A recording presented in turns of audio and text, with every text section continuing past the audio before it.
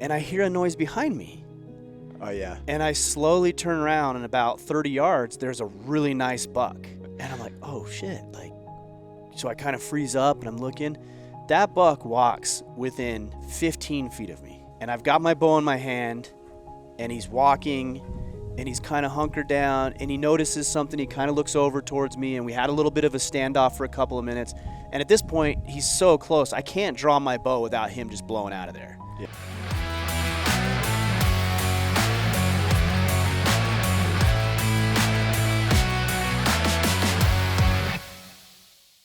Kipp, what's up, man? Here we are. This is a lot different. We're on the island of Molokai recording a podcast in the shack. In the wild. That is the Spalding Lodge. Yeah. We're using lodge very liberally. What do you think of this place? It's awesome. It's right up my alley. Some people would come here and go, no, I'm not sleeping in the murder shower. I'm worried about the giant spider, or I've started naming some of the cockroaches on my floor. Bob's in there. He's been in there with me for the last day or so. So we're getting the cockroach is Bob. Yeah. I smashed all the cockroaches in my room already. Well, he's upside down, but he's showing movement every so often. You need to put him out of his misery is what you need to do. Freaking jerk. Well, like I said, for those who may not know, you and I are hunting on the island of Molokai in Hawaii. Yep.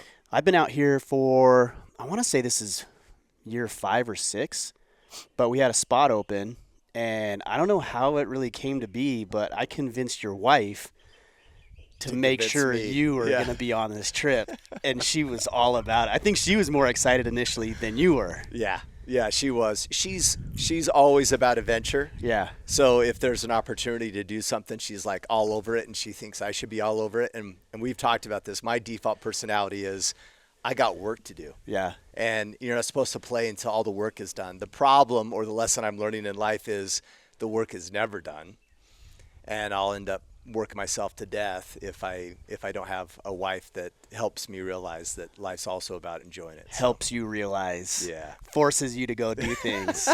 I know that is interesting though. A lot of people, so I've been hunting for about 8 years, give or take, and I've invited dozens and dozens of people to come hunt with me. And we have a good crew. We've got 6 guys here. I hunt in Minnesota every year. Me and Rick and a few other guys with M42 Adventures are going to Africa later in the year. My son comes with me. So we got a good core group of guys. But of the dozens and dozens of people that I invite, it's always, this is not a good time. Yeah. It's not even really money. Sometimes it's money, but mostly it's, no, the timing's off. But like you said, the timing's never on. Yeah. You just have to make it work. Yeah. So what, outside of your wife saying she bought you non-refundable tickets, which is, we don't know if that's true or not. Yeah, I think she was lying. Yeah. Outside of that, what then made you decide, all right, yeah, like I'll go do that. That sounds like something I'd want to participate in. Yeah. So I was raised by a farmer and as anyone that knows or was raised on a farm, you know that they actually don't make any money farming. Yeah. So then they usually have to pick up another job. And so my dad, actually for the majority of my life he had dairy at first, and that's a full-time job. Once he got rid of the dairy, I think he worked at a gyp plant, a coal mine. What was what plant? A gypsum plant for like sheetrock. Oh, is that the company, or is that the gypsum? Gypsum. Yeah. Okay. So he worked at the gypsum plant there in Sevier County, and then from there, I think he ended up working in coal mines. And then had also been a butcher my entire life. And so when it come to hunting season, you guys weren't hunting. Yeah, he never took us hunting because, well, back to that point, one of those things I think I inherited from my dad was you don't play around when there's work to be done. Right. And so there was always work to be done. So we never went hunting with him. I've never been hunting as a kid. And so just a few years ago, me and a few of my other brothers that realized this, we're like, dude, let's start hunting. But we're noobs hunting with each other. We have no idea what we're doing. Which is an anomaly for growing up in South Sevier, totally. Monroe. Yeah, like I've been in hunting culture kind of, but Same with never went hunting. And so that was what was appealing about this is one, it was actually I'm going to go with people that know probably what they're doing compared to me and my brothers. And now you know that's not true. Well, no, I actually think you guys are, in my world, you guys are seasoned, Maybe a little bit. So that was one. Two, the primitive style of archery, it has always been appealing. My entire life, I've always felt like, dude, it'd be awesome, and it still sounds awesome today, to have someone drive me out to the wilderness, drop me off, and say, okay, I'll see you in a month. Right. Like, I don't know why, that sounds awesome. It does sound awesome. I'm like, dude, let's do it. Let's test, right? And so there's an element of that in archery. And so the combination of I can't get out of it because my wife is lying about refundable tickets, going with people that know what they're doing that I can learn from, and the fact it was archery just made it super appealing. Yeah. Yeah. I do want to just a point of clarification, and I know what you mean when you say primitive form of archery, but I just want to do a little hunting, primitive yeah. hunting, more primitive than rifle, right? I just want to make sure, because I know there's probably people who are listening, and there's variations even in the archery world. That's true. So we're shooting compound bows. Yeah. There's those who would shoot what you would call a traditional or trad bow, which is a recurve bow. Yeah. And then there's primitive archery. Yeah. I made my bow with my own arrowheads. Exactly. Primitive. Yeah. So, yeah. and I know what you were saying. Although that would be badass That too. would be awesome. I know what you were saying. I just want to clarify because I know there's somebody who's listening who's a primitive hunter, and they're like, no, those guys aren't. So I'm just, I want to be fair to that. For me, the step in a more primitive hunting than shooting a rifle at range. It's way more intimate, right? I mean, we've been out here for 5 or 6 days now, and you've killed your first animal. Yep. Which is amazing because this is not an easy hunt. Very first hunt, right? Very first hunt at all? First archery hunt. But even rifle too? Or No, I've been rifle hunting a couple times. Okay. Never took a shot because I've never seen the buck. Oh, yeah. I never had the shot. Right. Not even a chance. So first archery kill. Yeah. And on an animal that is insanely, insanely hard to kill. Yeah. We're shooting axis deer, and these aren't whitetail. These aren't mule deer, and nothing against any of that. I mean, I whitetail hunt. I've mule deer hunted a little bit, never killed a mule deer. But these are hard animals to hunt. So you got to feel pretty good about that. They're finicky, sensitive as all hell. Yeah, it's been awesome. So did it as a new, we'll just say a new hunter, because you are. Absolutely. So as a new hunter, did this meet your expectation, exceed your expectation? Like what when you came before we got here, what was the vision playing in your mind? Yeah, so I assumed it would be like the other hunts I've attempted, and that was I'm going out and maybe I'll see something, maybe I won't. Right. And if I saw something, that's a win. Yeah. If I got to shoot at it, that's like a bonus win. And if I actually killed it, like, holy crap, right? So I just expected to come out and spend some time in the trees and trying to get eyes on something and have a chance. The fact that we've been here, what did you say, like 5-6 days? 5-6 days, yeah. And I have shot my bow, I don't even know, a lot of times. So I've had multiple shots. Some of them were probably maybe not as careful, but I've had good shots. Right. Like this morning, I had 5 bucks in range, 30 yards. If I knew what I was doing better, if I was better trained, those were mine. That's the kind of opportunity I'm getting, which is just awesome. Yeah. So the fact that I got a kill exceeds my expectations. I'm really glad that you said you're training, you're learning, because so many men think, whether it's hunting or jiu-jitsu, which we talk a lot about, or any aspect of life, think that just because they show up, either they're entitled to or they should know it. Here's the interesting thing I've discovered in a lot of things, but about being a man in 2024. There's a lot that we don't know because we grew up without fathers who didn't teach us those things. Yeah. And you had a father who was, never teaching taught me hunting. He didn't teach you that. He taught you other things, right? Yeah. Which is great. And then there's some men who their father wasn't even around at all to teach them any lessons. Yeah. So we we mock a guy, and I'm saying we collectively, society, mocks men because they don't know how to do something they should already know as a man. And then a guy's like, well, fine, I'm going to go out and learn. I'll go train jiu-jitsu. I'll go learn to hunt. I'll go invest in myself and buy a course or a program or do a Spartan race or go to a corporate conference so I can learn more about sales. And then he's mocked For trying to get better at a thing when he should already know how to do that. Yeah. And a guy can't seem to win, and that's why I think it's really, really important to screw all of that and just decide for yourself, hey, I'm going to learn skills. If it's hunting, great. If it's jiu-jitsu, great. If it's corporate sales, great. If it's learning how to be a better communicator or public speaker or to become an electrician or whatever your thing is, forget about what everybody else says and just be willing to be a beginner. And I know you know that lesson really well from jiu-jitsu. Probably a lot is where that comes from. Totally. But the fact that you're coming out here with low expectations, not low standards, there's a difference. Yeah. Because I watched you shoot arrows out here, and you're not shooting as if you have a low expectation or a low standard. Yeah, I want to win. You're training as if, and that's a really good distinction: standards and expectations. Yeah. An expectation is something largely outside of your control. But a standard, to me, is something within your control. Totally. Well, and I love that principle.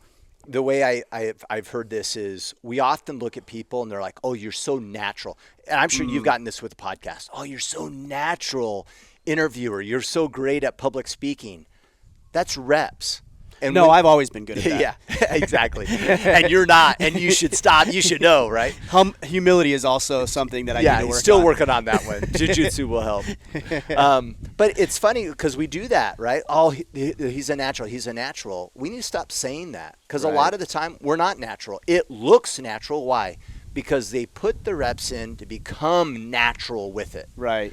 And we sometimes, and I think, we've talked about this, sometimes we'll use that language because it excuses us.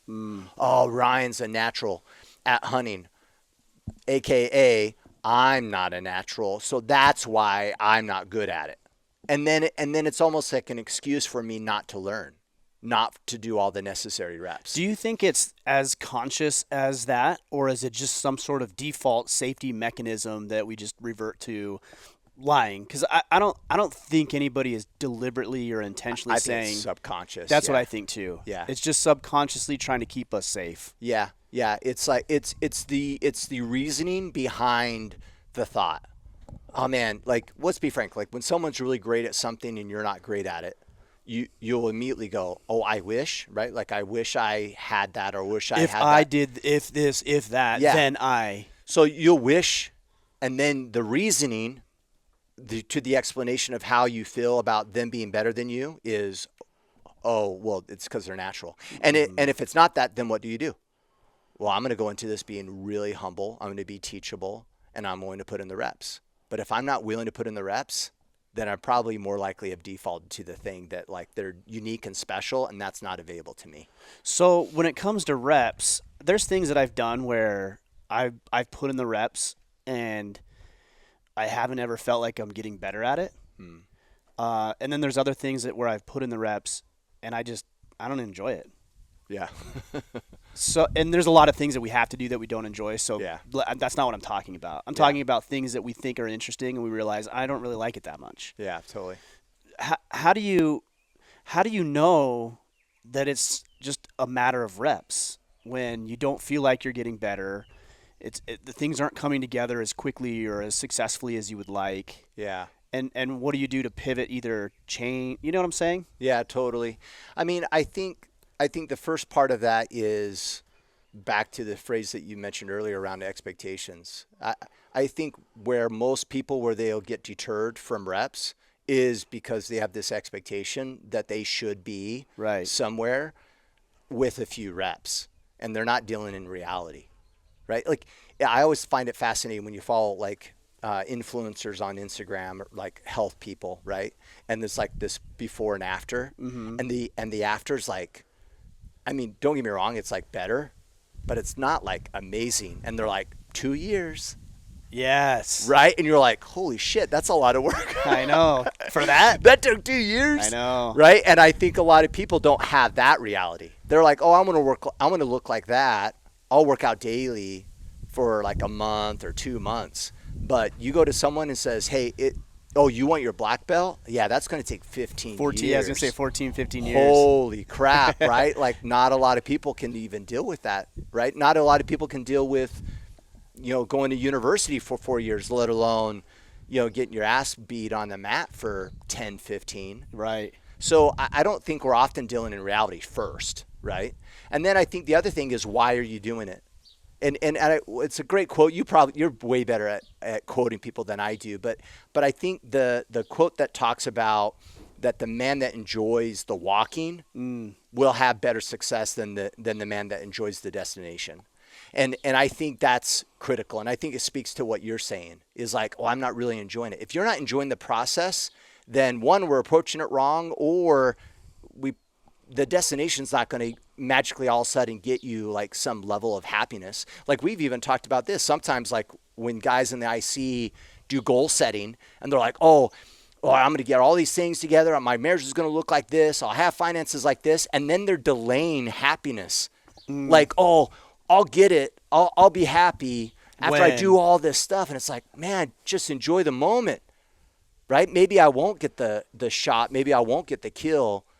But you know what's even more important is sitting in the blind and enjoying the moment. Right.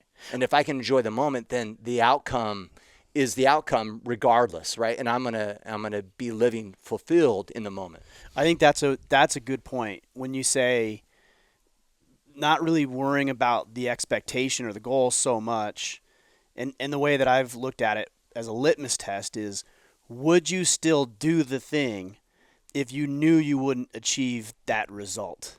Yeah. Right. So, for example, would you still go to the gym if you knew you'd never in your entire life have 6-pack abs? Totally. Because there's joy in that process of doing it. Well, and look at all the gym rats. Right. Do those people look any different than they looked a year ago or 2 years ago when you saw them at the gym? No. Well, there's law of diminishing return too. But some of them are maintaining. Right. Right. And they're maintaining. Why? Because they probably enjoy going to the gym in the morning. That's a good point, because they're not going to. There's a point in time where you're not going to get bigger. Yeah. Like your arms aren't going to get bigger. Your legs aren't going to get bigger. There's nothing you can do outside of, steroids or something, some hack. Yeah. To actually achieve the exponential growth that you experience when you just first start. Yeah. And jiu-jitsu as a perfect analogy of this is it was originally around being tough is when I started why I started training. I kept training for a belt, and then shortly, within a few years, it was never about the belt anymore. It was about, I need to go train today. Why? Because I want to. And if it was about the belt, you would have thrown in the towel a long time ago. That's a long time to be waiting for something. For something. Yeah. For not just something, for a little piece of black cloth. Yeah. A little black fabric. Totally. Said another way, a darker target for everyone to beat up. Yeah, true. That's all it is. Yeah. Yeah. Well, let's go back to the world of hunting. So first archery hunt, first archery kill. You had little expectation, but I know you were excited about it. Did you really only had like 2 weeks of shooting a bow? Yeah. Yeah, had you shot a bow before that? I mean, other than like, here, try making it, your buddies order man, like, try main shooting event, it. here, shoot these recurves. Right. That's it. That's the only time. Yeah. And so in 2 weeks, and you're actually, I was watching you on the targets, you're a better shot than I am. You are. If we went out and competed right now, you would beat me. You think? I do. Huh. So I'm curious. And you may not believe that, but I watched you shoot with Ben from Shed Crazy. Yeah. And he beat you. You guys were playing buck, which is horse, essentially, shooting arrows. With arrows, not at each other. Yeah. And he did beat you, but you were within 3 or 4 inches on every shot. Yeah. So you're a good shot. So what do you attribute that to? You don't even think you're a good shot, do you? No, I don't think I'm a good shot. I mean, you're pretty good on a block. You're pretty good. Yeah. I mean, maybe explain the process, right? So like Asia told me, hey, you're going on this hunt. I'm like, I don't have a bow. And it was really funny. Bless her heart. She's like, well, just borrow a bow. I'm like, I don't think you borrow bows, right? Like, I think It's they're so like different. fitted to you. Yeah. And so there's this mad scramble. Luckily you had an extra bow and you're like, dude, Kipp, have this Hoyt, right? And so I'm like, awesome. Went into an archery shop. No ego, by the way. I was going to say, did you feel dumb when you went in? Absolutely, and I was okay with it. Yeah. Because if you embrace the fact that you're green, Nobody cares. no pressure. So I literally went in there. I'm like, I have no idea what I'm doing. I have this bow. I need to shoot axis deer in 2 weeks. And they're like, we got you, right? And they're like, that sight sucks, so we need to replace that. You got to, your rest. Never use those rests, right? I was telling you. I told you a few things. And then they're like, oh, you need this thing. I'm like, why is there a stick hanging on the front of this thing, right? Like, I have no idea. And so I went in there. They took the bow. 4 days later, I got a text saying, hey, your bow's ready. I went in, and the guy, like, they had some targets in the back. So he's like, hey, try out these targets. And so I tried them out. He's like, yeah, you got it. And that's it. And then I went to Sportsman's, bought a target from my backyard. And then for probably about a week and a half, my rule was every day I'm going to shoot 15 arrows. Okay, yeah. So I'd come home before it gets dark. I'd shoot 15. And what yardage were you at shooting? 20. 20 yards, okay. Yeah. Which most people could probably do. The last probably 5 days, I was able to squeeze in 30 yards in the backyard, and that's it. Awesome. And that was my... And the shot that you made where you shot your doe was about 40 yards? 40 yards, yeah. 40 yards. Yeah, so that was even way past any of my practicing. In fact, the only 40 yards I got in was here at the lodge, probably the day before or the day of that, because that was a night shot. And I remember the pressure because we knew that there was some good deer over there. And so I was like, oh, I better come out here and practice. And that's probably the first time I started shooting 40 on target just to make sure that I could have some range. So being out here, do you feel like this is something that you would continue to do, or is it like that was fun and you checked it off the list? No, I'd want to do it. I mean, you're not a dabbler either, though. Yeah, so. No, and even like now that I have the gear, I'm like, now the barrier of entry is like way lower. Right before I have to buy these things. What if I don't even like, you know what I mean? So and it's expensive. It kind of forced my hand a little bit, and the reps in the backyard, I really enjoyed that. Really? Yeah. What did you enjoy about it? Being away from your wife and kids for a minute, like when you come home. I had Cola run around with the target so I could have moving target. You better say just keep it above your head. How's this? I love target shooting already with a rifle, but that's a process, right? Well, let's go out to the range. Let's go somewhere else to do this. Yeah. My backyard, I'm like, oh, I'll just go back right here and throw 10 arrows. That was fun. I don't know. One thing that I'm an observer of people, and it's funny because a lot of the times people will assume I'm extroverted. Yeah. I'm actually not. You're all watching them all. I'm introverted. Yeah. I can be there. I can obviously hold. I mean, that's my job to hold conversations. Yeah. So clearly I can do that, but I would just rather observe and one thing I've observed about you probably already know this, is you're very methodical. That's a word I would use to describe you. Yeah. Because I watched you I'm tangled up here. Watched you target practice from different yardages, from sitting down, from getting up on your knees, to drawing low, bringing it up high. Like, you're taking all of the information and feedback that these guys are sharing with you, and that you're learning real world experience, and you're applying it methodically. Totally. I realized after day one, I'm like, oh, shoot, I should have been shooting at home slightly different than I had been, right? I was standing perfectly upright, you know what I mean, throwing arrows, and I realized, like, I never had a single shot almost this entire time where I was standing upright and square. All the time I'm coming up off my butt, I'm having to draw super low, you know what I mean, and like half squat or whatever, because, as you know, the terrain requires that. And so I realized that. I was like, man, I got to practice shooting differently. Yeah.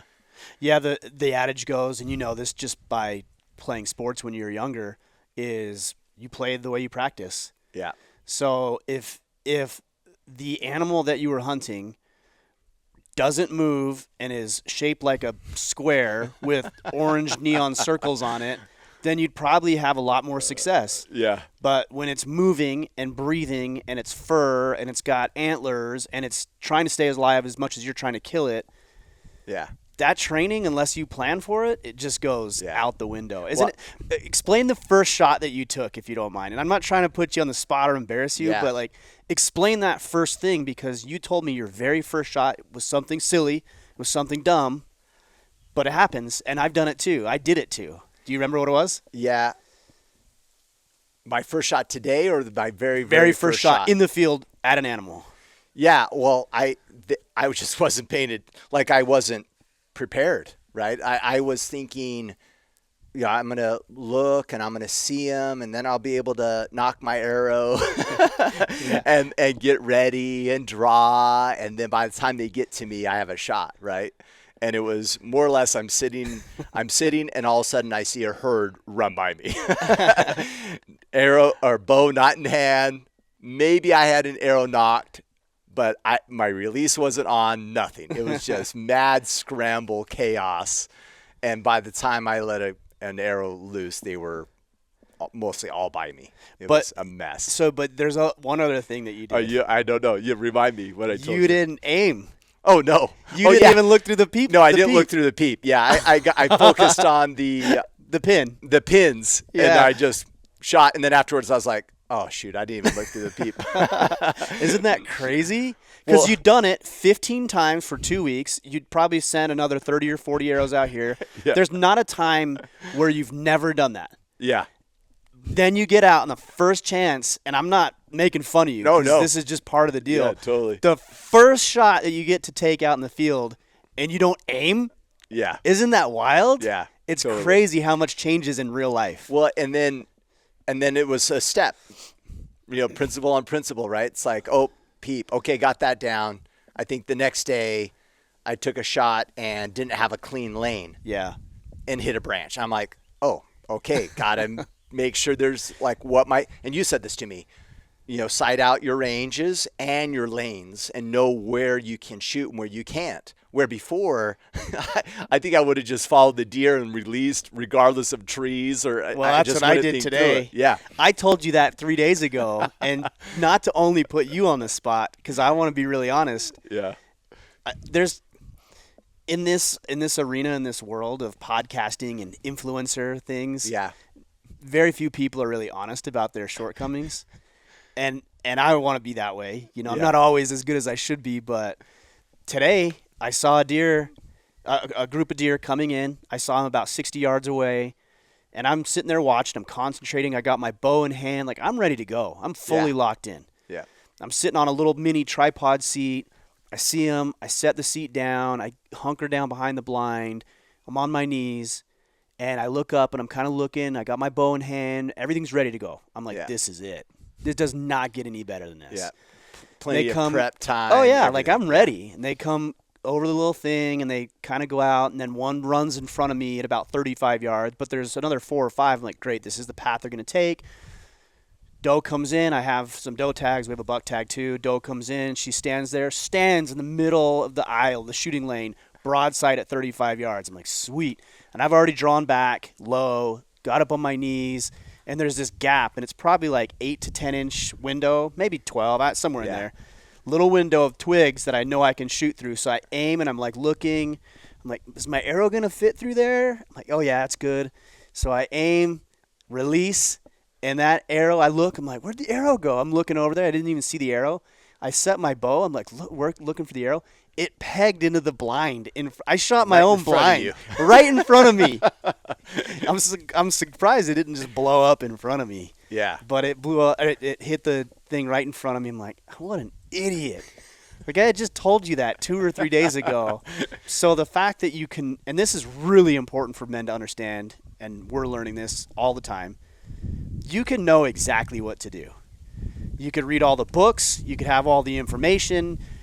You can even have a lot of practice like I do, and still do something dumb that you just know is not the right thing to do. Whether it's something inconsequential like this, or something more serious like in your marriage or your business, to screw something up even though you know what to do. Yeah. It's wild. It's funny. It's like what's the old phrase? Knowledge is power. That's not really true, right? It can be power. And then the other phrase is knowledge is power if put into action. When applied. Right. And that's not completely true. It's that knowledge is powerful when applied over and over in an effective manner. Yeah. And now it's powerful. I think that's a good point, because if it's just applied once, it might just be a fluke. Yeah, totally. And sometimes you do get lucky, Sometimes if it's hunting, you make a bad shot, but like Rick, he had an interesting shot. He made a shot. He actually thought he missed. He thought it ricocheted off a branch or something, and he went down there, and sure enough, I don't know if it ricocheted first or it hit the deer and then ricocheted, but it hit her neck and kind of flew off, and he didn't even think he hit her. Yeah. There's a little luck in that, and that happens. But Rick comes out here and he shoots anywhere from 3 to 5 to 6 deer every single year. Yeah. So it's not luck.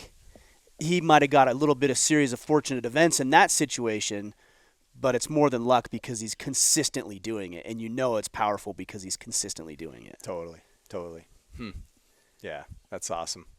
Last night we were talking about we both shot out or hunted in an area similar to each other. I mentioned this to you last night about I've never watched a spider do its full web before. And I literally sat there and watched a spider build a web. Yeah. Right. And it was kind of fascinating. And I was thinking about the importance of presence of what's around you, what's going on around you, that we often have like no idea what's happening around us because we're so busy. And one thing that I completely thought was interesting about this hunt is how hard it was not to play on my phone.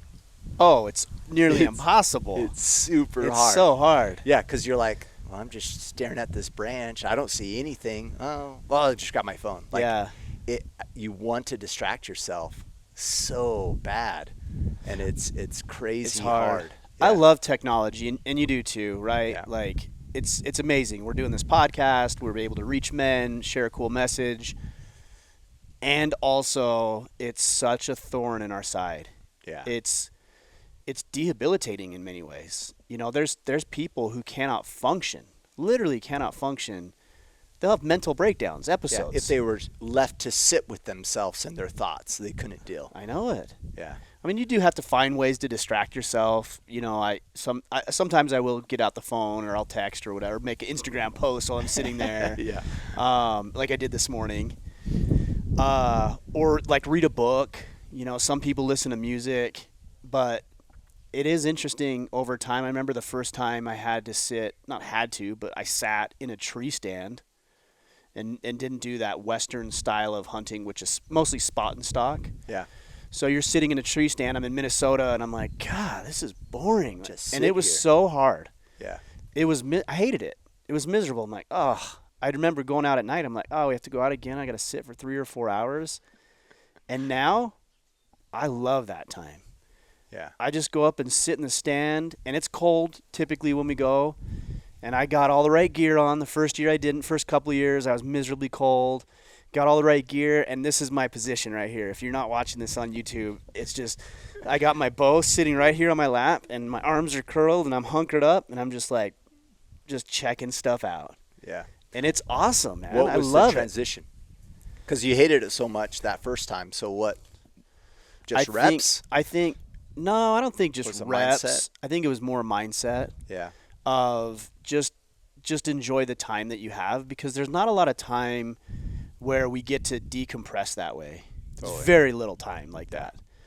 Even if you're at home alone, let's say your family's out on vacation or wherever, and you're home by yourself. Yeah, exactly. Shorts on YouTube. Right, or you call a buddy and you go but yeah. When's the last time you actually just sat there with yourself and just thought about things, processed things, ask yourself powerful questions? I think that's what I do now. A lot of visualization, actually, I noticed. Totally. I'll sit out there and I'll think about, what does next week look like? But even more powerful than that, what does the year look like? Like looking back on my existence on this planet, what do I want that to look like? Or what ways am I failing right now? In what areas should I shore them up? And sometimes I even will grab my phone and I have my notes on my app, like an app for notes.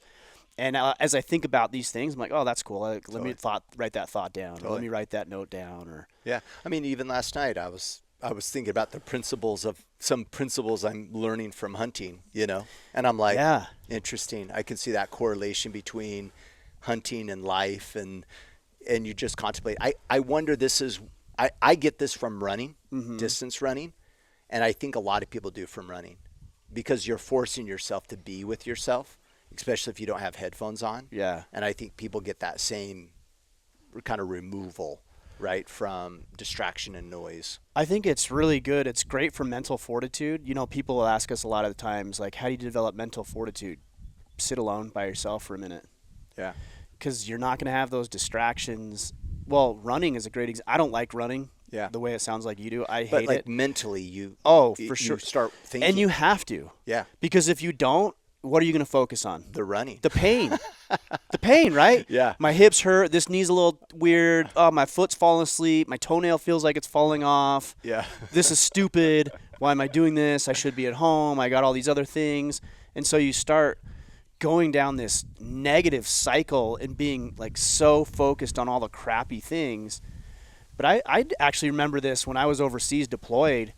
If I focused on the deployment itself, it was actually really challenging in a lot of ways. Yeah.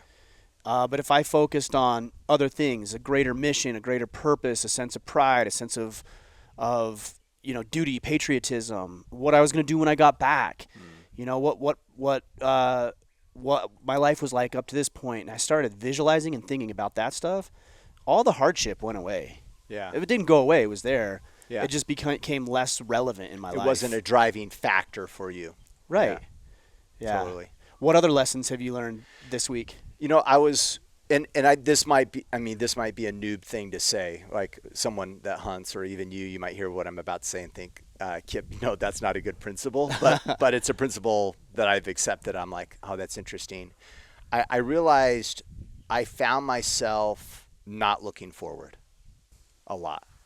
Looking down? I don't quite understand what you mean. Looking behind me. Okay. Like I kept, like when I'm looking around for activity, I would look in the primary areas where I think the deer are coming. And then sometimes when they would pass, I would keep my eye on them the whole time until they're out of sight. Even though they're out of range, outside of my realm of control, there's nothing I could do to that deer. They became a distraction to me versus keeping my eyes forward on what was coming next. And I thought, what a profound analogy of life, where there's this deer, it's 20 feet, it's 100 yards out, and what am I doing? Staring at it.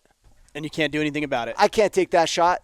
It already passes me. It doesn't even know I'm there. Right. So there's zero reason for me to be watching that damn deer. Meanwhile, no new herd shows up, and I'm like, oh my gosh, you're not ready for it. I'm not ready for it. And I thought about that this morning, because I got distracted. Two axis deer came to my right at a range, and I'm like turning my back to the target, where the target will be, and I'm like looking over, just watching them, and I'm like, why am I doing that? I have no idea why I'm doing it. I'm like, no, out of sight, out of mind, outside of my realm of control.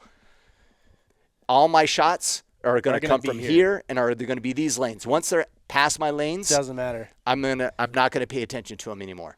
So I think the principle is that you extracted is a good principle. Yeah. Although you would say keep your eye on all those. Yeah, and let me tell you why, because I'm going to give you a back. principle that I would take away that I had this week. So I was doing the same thing that you're talking about. Here's my lanes. We're sitting in the morning. We made a blind. You all came out and helped me make this blind, so it's a natural built-in blind. And we know the deer lanes. We know where they're coming from, where they're going in the morning. And sure enough, this is where they're going to come from. So I'm sitting there, not a single thing. So I stand up towards the end of the morning sit. I stand up, and I've got my bow in my hand, and I'm kind of like, I'm not like doing jumping jacks in the stand by any means, but I'm Cahoo, yeah, calling the deer over. right. But I'm like stretching my back and like kind of like working the kinks out, Yeah. And I hear a noise behind me. Oh yeah. And I slowly turn around, and about 30 yards, there's a really nice buck. And I'm like, oh shit! Like, so I kind of freeze up and I'm looking. That buck walks within 15 feet of me. And I've got my bow in my hand, and he's walking, and he's kind of hunkered down, and he notices something. He kind of looks over towards me, and we had a little bit of a standoff for a couple of minutes. And at this point, he's so close, I can't draw my bow without him just blowing out of there. Yeah. And what I was thinking is maybe he doesn't see me at all, and he walks past me. When he walks past me, I'll draw and take my shot. But he stopped, looked at me. We had our couple-minute standoff. And then he just he knew something was up. He didn't quite bust me, but he knew something was up. And he just trotted off, and I never saw him again. But if I would have been ready, though, and saw him maybe 50 yards out. From a flank. Yeah. And been aware of my surroundings, I would have been ready. So when he came in at 15 feet, I would have already been drawn.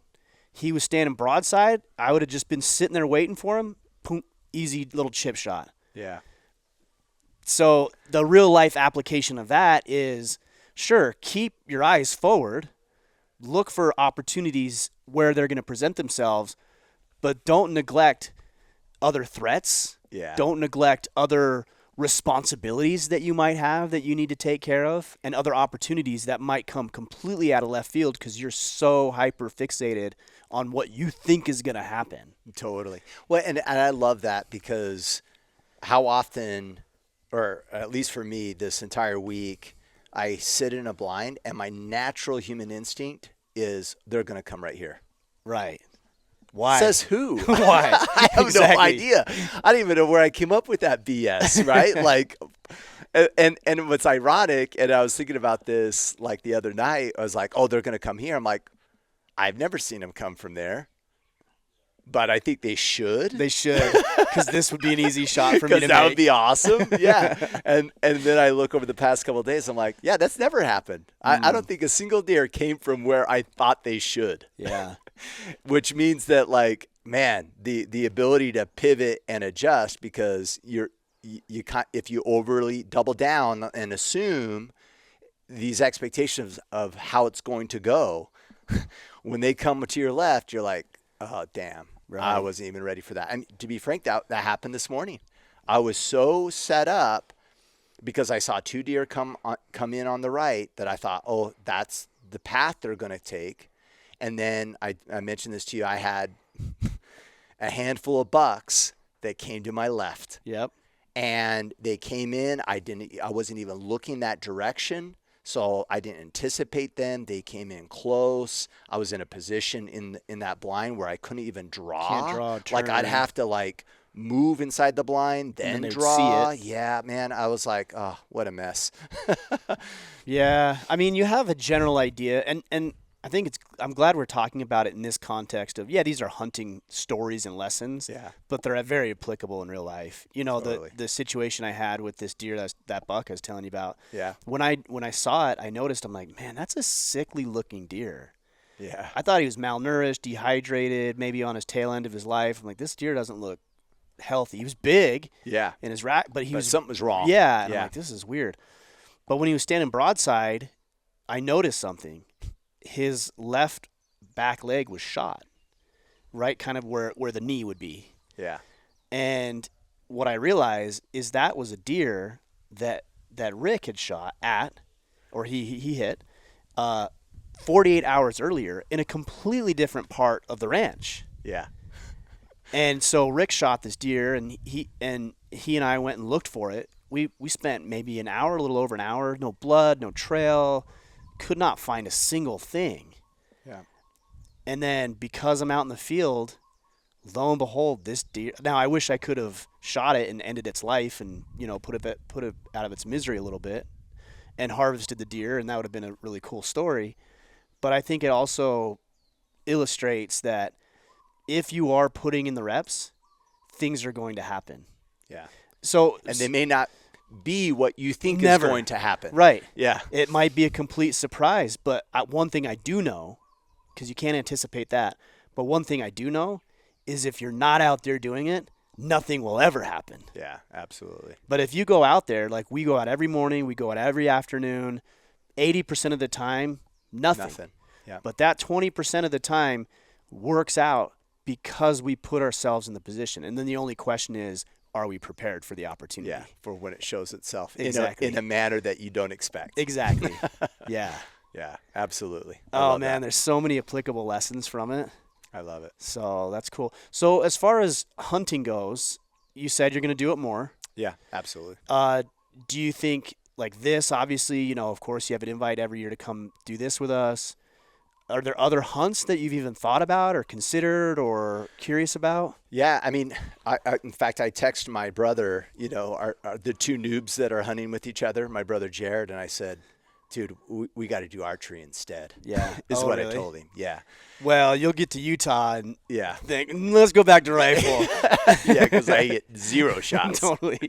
But I love I don't know, I love the intimacy of it, right? Like, I don't know. Well, you said it today, this morning, when those deer walked by you at that close yardage. Isn't it awesome? Yeah, it was just You're awesome. like, they don't even know I'm here. Totally. Like, even it's though I didn't have the hilarious. shot, I'm like, I'm just gonna just watch 'em. watch them at least, I and know. then maybe they'll present themselves in a better circumstance. But if not, It's I'll still enjoy cool. it. Yeah. Yeah. Yeah. Okay, so archery hunting, if you can even draw out in Utah for what, Totally. mule deer, Yeah, turkey, mule deer. Yeah, I do mule deer, turkey. I think bear. and it's easier to draw in Utah for archery because less Yeah. people are doing archery, and the whole mountain's not getting shot up. So now I assume that it'll be better hunting or more enjoyable hunting because the whole mountain's not a bunch of guys with orange jackets on shooting at each other. You know what I mean? And Yeah. it'd be a little more intimate. And I think the archery window is really long. It's longer. It's before the rifle season. Yeah, Which is before because, they like get you all said, they're all finicky. scared. And, Yeah.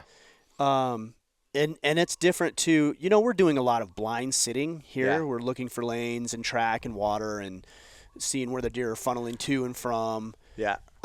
But you know, in Utah, it's going to be spot and stock. Yeah. So And- you'll glass up on you'll hole up on a mountain, glass them up, and then find them and try to work yourself into Yeah. them. And by the way, you guys have used that term multiple times this Spot and week. stock? Yeah. And I get obviously the idea. general gist. Yeah. I have no idea what that looks like.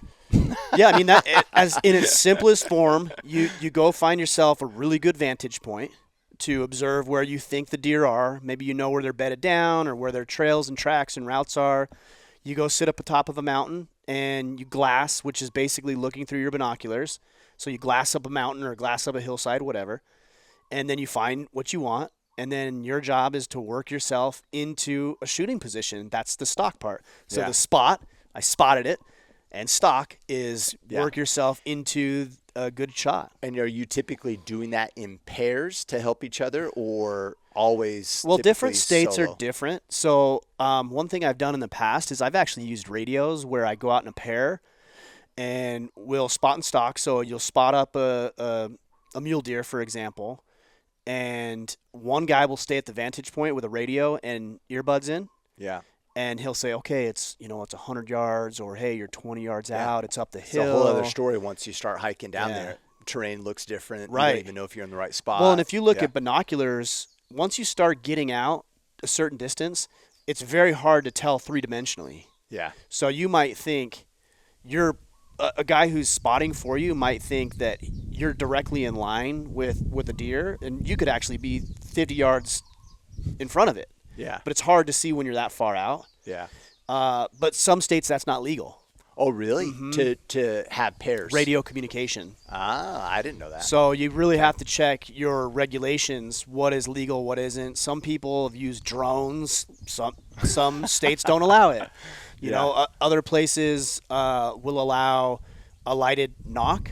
Other places don't allow it. So if you're going to go hunt somewhere, Make sure. you Yeah. really want to know the regulations and or you want to hunt with somebody who knows the area and hunts there because they're going to know that's legal, that's not. Yeah, that's been obvious this week. Yeah. How Like, so? Well, talking with you and Rick and the fact that you guys have been here multiple years, like it's like, oh, no, this is where they come down. You guys have worked that process out already. We've earned that. Yeah. Right? Through being here. Yeah, totally. Some people, and there's ways to shortcut, as James Altucher would say, skip the line. Yeah. And you're doing it. Yeah. Because you're going with guys who've been out here. You haven't been out here for 6 years. Totally. So you get all of the advantage of what Rick and I know without any of that work. But that's a beautiful thing. Yeah, but I think if this was your first time out here, you don't even want to know. We would be all over the place. You don't even want to know what our first year out here, the guide was like, all right, there you go. We're like, okay. And we'd hunted, so we went out. We were chasing them all over, blowing them out of places for like 3 or 4 days. And we tell the guy, we're like, hey, man, like we're not having success. Nobody had shot a deer. I think we shot here this week, like 3 or 4 the first day. Yeah. And we're like, we can't find anything. We don't know where they're at. He's like, oh, you can't. He's like, you're not supposed to like chase them. You got to go. It's like, information that could have been helpful yesterday. He's like, don't you know how fast they are? What are you guys trying to chase them He's for? like, you got to ambush them. And they're Hawaiian. So he's like, you got to ambush them, brother. Like, why do you tell me that? You have to earn it or you have to pay for it. Yeah. And I think that's a really good lesson, too, because that's true. And some people will balk at the paying for. Why? How else? How else are you going to get the information or the insights? You need a coach to do that? No, I don't need a coach. I just don't want to have to do this shit for 5 years. So I've got the financial resources, so why wouldn't I basically look at it this way, and this is what people don't understand about money, and this is way off topic. Money is not this just like isolated thing with inherent value. That's how some people, like a dollar bill is worth a dollar bill. No. It's tied to so many things. Yeah. And one of the things it's tied to is an exchange of value. Yeah. So let's say, for example, I say to you, Kipp, or let's say this, you want to go hunting. I say, great, Kipp, I'll take you to Hawaii. And in exchange, I actually need some services for my business with systems and structures and technology and organization. You're like, cool, we'll trade. Okay, that works out pretty well, right? Yeah. But let's say you said to me, hey, Ryan, I really want to go hunting. Can I trade? I'm like, well, I don't need anything that you offer. Yeah. Guess what happens? No transaction. But if we have this third little factor, which is a piece of paper, now you can give me the little piece of paper and I can go buy a car because that's what I need in my life right now. You get the hunt, I get the car, and we still are able to exchange value. We're able to trade. People don't understand that about money. They think it's just this inherent valuable thing. It isn't. And so when somebody says, oh, you're going to have to pay for that, that's lame. It's like, no, I'm not paying money for it. I'm trading my set of skills for something that I want. Yeah. That's all it is. Yeah. People don't see it that way. It's very interesting. That's why people struggle with money so much. They don't get it. And this is why they struggle with being successful too. How do you mean? Well, I mean, I think sometimes we don't focus on, are you providing value? Yeah, well, great point. Right? Like you want, well, I mean, not to get all crazy here, but like you want more people to attend the WNBA and make a lot of money. What do? Make it valuable enough for people to watch. Right. Oh, they don't want to. Oh, bad business idea. Right. Like make smaller stadiums, like whatever you need to do to lower make the it hoop profitable. to 8 feet. Well, I don't know what. Right. But if it doesn't bring in money, then it's not providing value. Right. That's how people say that's valuable to me or that's important to me is by paying. And if they don't pay, and it's not like a personal thing. It's just there's not a market for it. That's the problem. People conflate value with worth. Yeah. And I'm not talking about the worth of an object. I'm talking about human worth. Yeah. Just because you might not have a skill that's as valuable to me as something else doesn't mean you're worth less as a human being. Yeah. But I think people want to get paid on their human worth rather than getting compensated on the value they add to society. Totally. And that's the problem. Yeah. And it's the problem both ways, right? Yes. Where successful people will be like, well, my net worth is this. And they think that is their intrinsic value as a human. Right. Right. And for the individual that is struggling financially, they have a whole story around that as well. Yeah. Yeah. Well, to tie this back, the concept of paying for things and trading value for things. Oh yeah, with we got we tangent. did, I've done this long enough. I can tie it right back in here. So Reps. it reps. There's a lot of guys who ask me, "Hey, I would like to hunt. How do I do that?" And what I would suggest to them, Get a coach. that's it. That's what you did. Yep. And you didn't pay me as a coach. We're Yeah. friends. Yeah. But essentially, I'm thinking you guys are. You don't think I'm here asking all kinds of questions, getting as much coaching as possible? Absolutely, I am. Ben was saying something funny. He's like, when we had dropped you off, and he's like, "Man, I really like Kipp." He's like super inquisitive. And we talked a little bit about it. I'm like, yeah, that's one of Kipp's greatest qualities. Like, he's curious. Yeah. And you're taking full advantage of being out here. There's a lot of people who'd come out here and act like know-it-alls. There's a lot of people who'd come out here and just Protect their ego, do whatever and not really take any input. But I've never seen you behave like that in any environment. Like, if you're going to go do a thing, it's like, I'm going to maximize.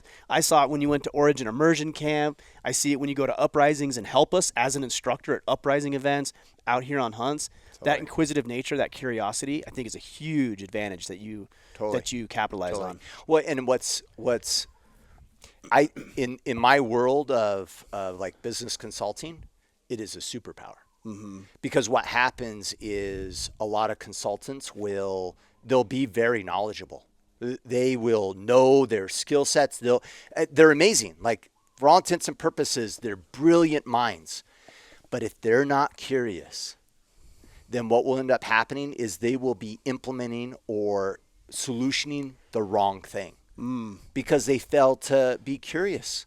So it's like you and I. It's like, maybe you came to me and said, "Hey, Kipp, I need some assistance in this particular area," and I use my experience and expertise. So, I know what the answer is. Right. And you could be telling me, "Oh, no, Kipp, it's A, B, C," and I'll be like, "No, it's this. You got to do this." And then I get locked in my idea of what the solution is if I'm not curious. Mm-hmm. If I'm curious, man, like I use this analogy all the time, even at work, because I get a little frustrated with some consultants. It's like, you actually don't need to even know the solution.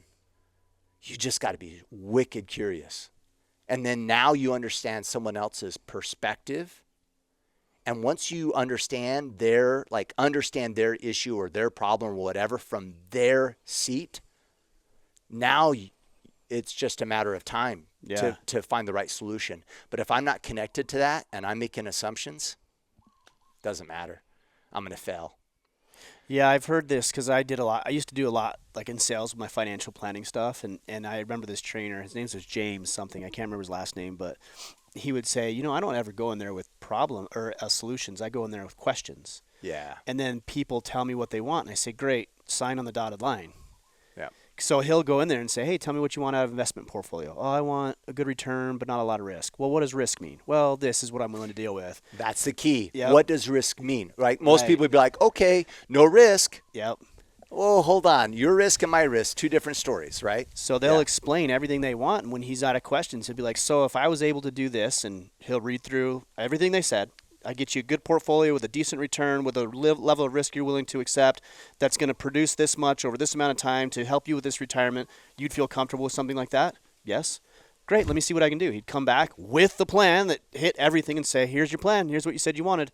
Yeah. What other questions? It's so beautiful. I remember, it's kind of a weird analogy or a weird story to share this, but I think it's applicable to, we sometimes do that really great at work. And then when it comes to like family life, then we don't do that at all. Solve, right? Yeah. I remember one of my attempts to not get divorced, and this is, now with your almost your 20 first, years ago. Your first wife. Yeah, almost 20 years ago. And I remember, I'm like, I need to clarify. And so I made a list. I said, for me to be happy and fulfilled in our marriage, this is what I'd want. Right. And then I asked her to make the same list. And then she made her list, I made my list, and I went, I'll absolutely do all of that. Will you do these things? We're solid.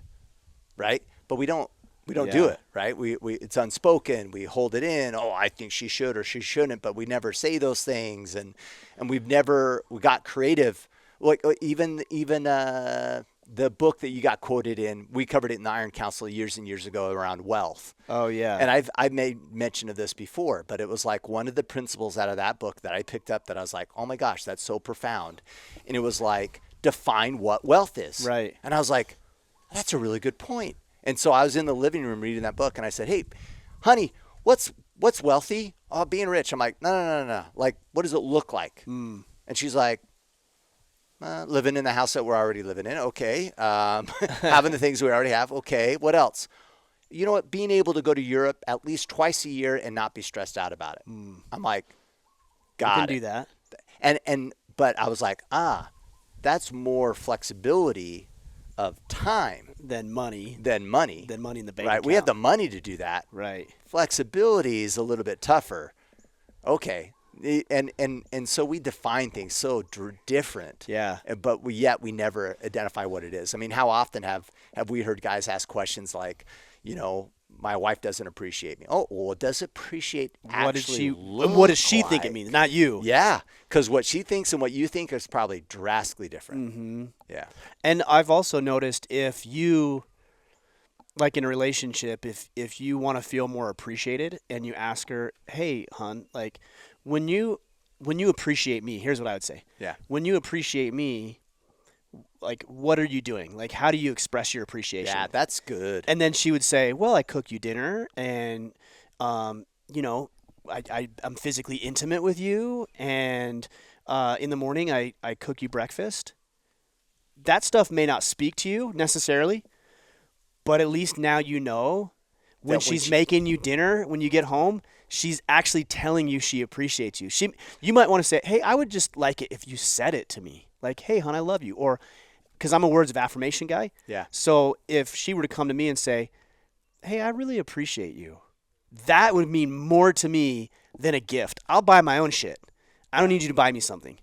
But if you said to me, hey, I really appreciate how hard you work, or I appreciate how you love me, or I appreciate whatever, that's significantly more valuable to me. But it's good to know what everybody thinks about appreciation or these other things. Well, and it's funny that you say this because a few months ago, it was funny and I don't remember how the conversation started, but Asia made a comment to the point of what she does for me that helps me. And she's like, oh, well, I do these things to help you. And I'm like, actually, those things cause stress in my life. But now you know, though.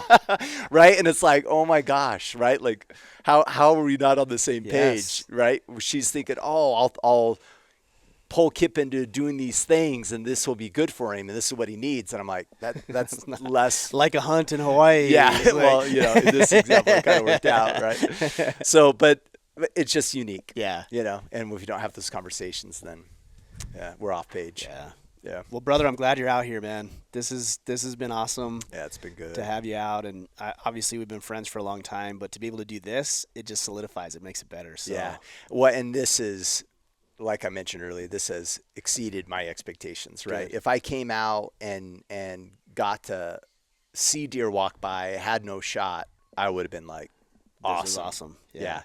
The fact that I got a kill and got some coaching, in the field with you and from all the other guys has just been. And you're bringing food home. Dude, I know. That's awesome. Super awesome. Good work, brother. Proud of you. Appreciate it.